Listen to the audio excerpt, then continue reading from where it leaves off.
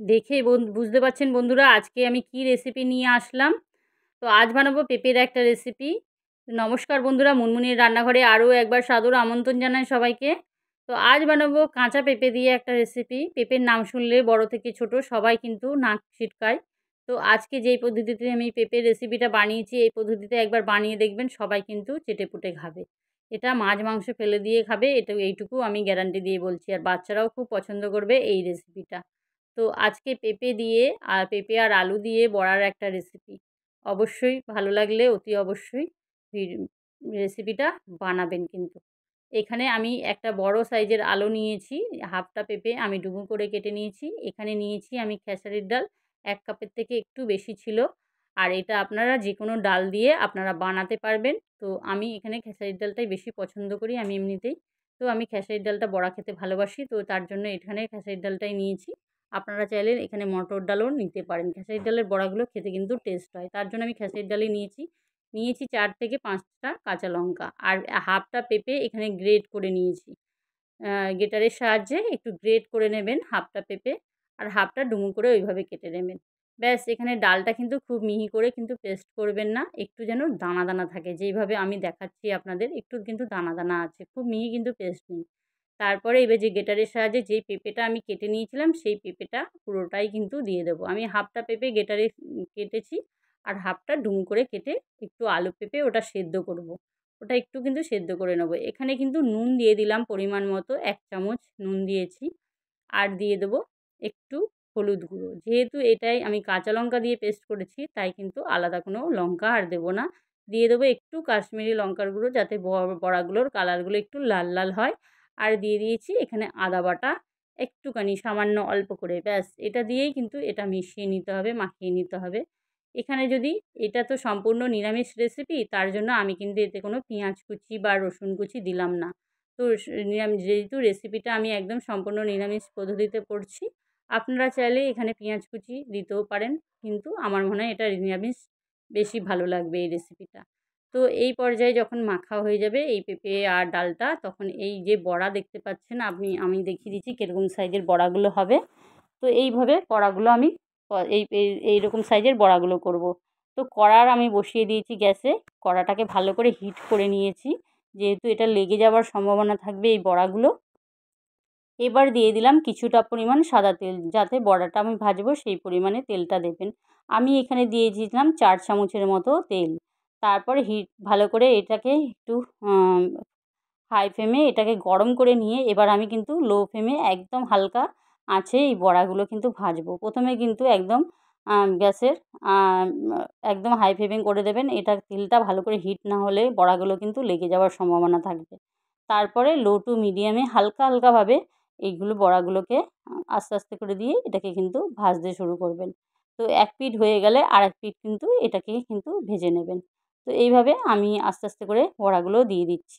আর এই রেসিপিটা খেতে কিন্তু নিরামিষের দিনে খুবই ভালো লাগে। একবার অবশ্যই ট্রাই করতে কিন্তু একদমই ভুলবেন না। আর পেঁপের তো প্রচুর গুণাগুণ, আপনারা সবাই জানেন। ভিটামিন এ, সি, মানে পেঁপে, আমাদের কাঁচা পেঁপে খাওয়া খুবই উপকার। যদি প্রত্যেকদিন পাতে যদি ১ টুকরো পেঁপে থাকে, তাহলে তো শরীরের জন্য খুবই ভালো। কিন্তু কেউ পেঁপে খেতে চায় না। তো এখানে পেঁপে আর আলুটা আমি সেদ্ধ করে নিয়েছি। পেঁপের জলটা কিন্তু আমি ফেলিনি, সেটাও কিন্তু রেখে দিয়েছি। সেটা কিন্তু আমি একটু কাজে লাগাবো।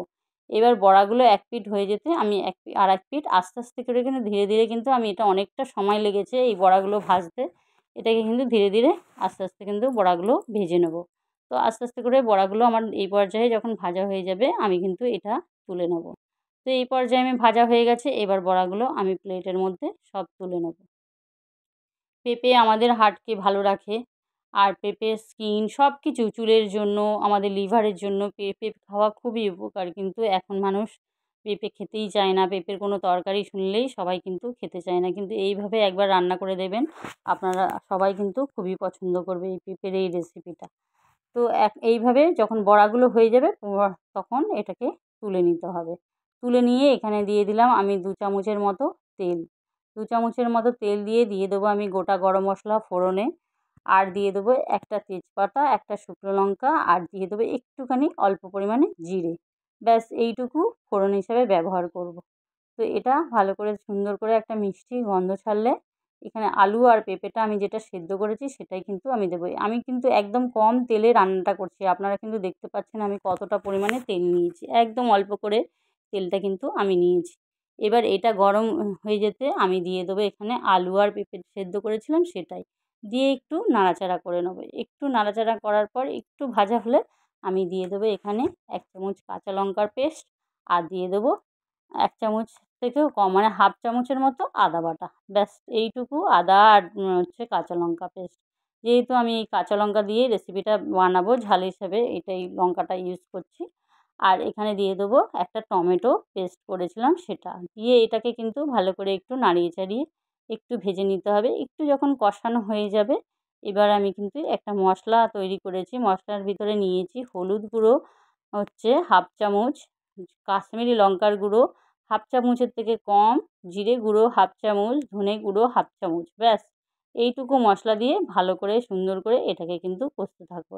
এটা যখন একটু কষা হয়ে যাবে, যদি জলের পরিমাণ মনে হয় জল দিতে মনে হয় তখন যেহেতু মশলাটা পুড়ে না যায় তার জন্য কিন্তু মশলা ধোয়া বাটি ধোয়ার জলটা আপনারা দিতে পারেন। যে মানে মশলাগুলো করা হয়েছে তো সেই ধোয়া জল একটু দিয়ে দেবেন। দিয়ে দেবো এখানে পরিমাণ মতো নুন। আমি এখানে 1 চামচের মতো নুনটা ব্যবহার করেছি। দিয়ে এটাকে কিন্তু ভালো করে আবারও একটু কষিয়ে নিতে হবে। এইভাবে কষিয়ে নেওয়ার পরে যে পেঁপে যে সেদ্ধ করেছিলাম, যেই জলটা ছিল সেই জলটাই কিন্তু এতে আমি ব্যবহার করব। সেই জলটা গরমও আছে তো সেই জলটাই আমি এখানে দিয়ে দেবো। আর যদি পরিমাণে জল লাগে তাতেও কিন্তু একটু দিয়েছিলাম। কারণ হচ্ছে বড়াগুলোর ভেতরে একটু জল ঢুকবে। তো এবার আমি ওই পেঁপের জলটা দিয়ে দিয়েছি। আরও দিয়ে দেবো অল্প পরিমাণে একটু জল। আর পেঁপে তো প্রচুর পরিমাণে মানে আমাদের শরীরের জন্য খুবই ভালো। সব কিছুর জন্য পেঁপে খাওয়া কিন্তু আমাদের শরীরে খুবই উপকার। সবাই জানে পেঁপে কিন্তু অনেক কাজ করে, অনেক গুণাগুণ যার কোনো তুলনা নেই। সেই একটা কী বলবো, পেঁপে সব কিছুর জন্য সব রোগীদের পক্ষে তো পেঁপে খাওয়া খুবই উপকার। পেঁপে এখন মানুষ কিন্তু খেতে চায় না। তো এই প্রসেসে একবার রান্না করে দেখবেন, এই রেসিপিটা কিন্তু সবাই খাবে এইটুকুনি আমি গ্যারান্টি দিয়ে বলছি। তো এবার দিয়ে দেবো একটু ফুটে উঠলে বড়াগুলো। বড়াগুলো দেওয়ার পর একটু কাঁচা লঙ্কা দিয়ে দেবো। কাঁচা পাকা লঙ্কা আমি 2টো দিয়ে দিয়েছি। ব্যাস এবার এটা একটু গরম মশলা গুঁড়ো অল্প পরিমাণ একটু সামান্য দিয়ে দেবো আর দিয়ে দেবো 1 চামচ ঘি। ব্যাস রেডি হয়ে যাবে আজকের পেঁপে আলু বড়ার রেসিপি। তো কেমন হলো আজকের রেসিপি অতি অবশ্যই কমেন্ট বক্সে জানাতে কিন্তু একদম ভুলবেন না। বেশি ভালো লাগলে অবশ্যই শেয়ার করবেন আর নিজেরাও রান্না করে খাবেন। এইভাবে একরকম খেতে খেতে বোর হয়ে যাচ্ছেন আপনারাও। তো এইভাবে একবার অবশ্যই অতি অবশ্যই বানাবে পেঁপে আলু বড়া দিয়ে রেসিপি। ভালো লাগলে রেসিপিটা অবশ্যই শেয়ার কমেন্ট করে জানাবেন। আর এইভাবে অতি অবশ্যই ট্রাই করবেন। আমি এটা পরিবেশন করে দেখলাম। দেখতে কত লোভনীয় হয়েছে দেখুন। খুব কম তেল মশলা দিয়ে রান্না করে নিলাম আজকের রেসিপি। তো থ্যাংক ইউ ফর ওয়াচিং। সবাই ভালো থাকবেন, সুস্থ থাকবেন। টাটা। আবার নতুন দিনে নতুন কোনো রেসিপি নিয়ে চলে আসবো। তো আজকের রেসিপি রেডি হয়ে গেল পেঁপে আলু। টাটা সবাইকে।